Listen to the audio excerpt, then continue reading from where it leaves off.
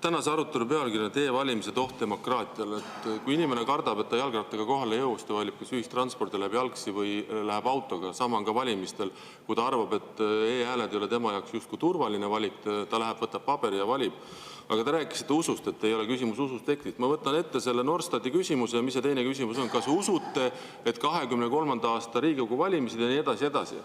Et selles mõttes te nagu endale räägite vastu ja loote eestlastele illusiooni, et nendes riikides, kus toimub ainult paberhääletamine, siis on usaldus kogu selle süsteemi vastu justkui nagu maksimaalselt kõrge.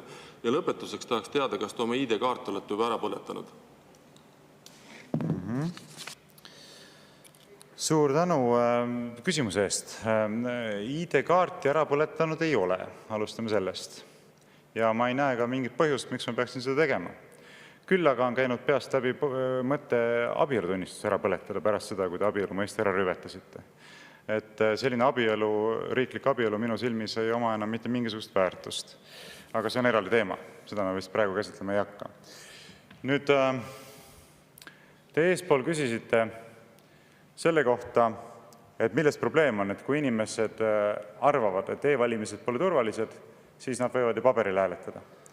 Ühelt poolt on see muidugi õige, võivadki paberil hääletada, aga mu meelest see vaatab mööda fundamentaalsest probleemist, et usaldusprobleem ei seondu ainult sellega, kas minu hääl võetakse õigesti arvesse, vaid see seondub ka sellega, kas kõik hääled võetakse õigesti arvesse. Sest sellest, kui mina annan oma hääle viisil, mis mulle tundub turvaline, on väga vähe kasu, kui 100 000 teised hääled antakse süsteemi kaudu, mida ma ei saa usaldada. On nii? Et me peame ikkagi seda asja vaatama kogumis, mitte ainult oma individuaalsest perspektiivist. Ja mis puudutab seda Norstati küsitlust, siis siin on uskumine sootuks teises tähenduses või teises aspektis, eks ole. Esimene küsimus on see, et kas ma saan usaldada, et valimised on ausad. Ja mina ju rõhungi sellele, et see ei saa olla usuakt. See peab olema kontrollitavusel baseeruv. Ja siin on väga lihtne küsida, kas valimised on reaalselt kontrollitavad või nad ei ole reaalselt kontrollitavad. Ja praegune e-valimiste süsteem ei ole reaalselt otsast lõpuni kontrollitav. See on fakt, see ei ole arvamus. Seda on lubatud, seda otsast lõpuni kontrollitavust juba hiljemalt 2017. aastast, aga seda ei ole reaalselt siiani tagatud ja ma usun, et Märt Põder räägib sellest lähemalt. Aga kui me küsime inimeste käest hinnangut sellele, milline on teie siseveendumus, see on see, mille kohta me küsime.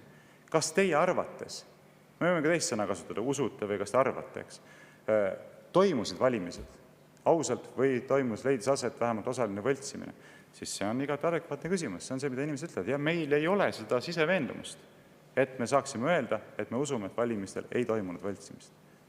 Seda ei ole mõtet kuidagi, see täiesti adekvaatselt koostatud küsimus. Norstat, ma arvan ka oma professionaalsuse pinnalt ei formuleeriks küsimus sellisel viisil, mis on kuidagi manipulatiivsed, ebaadekvaatsed. Ma ei näe selles küsimuses mitte mingi probleemi.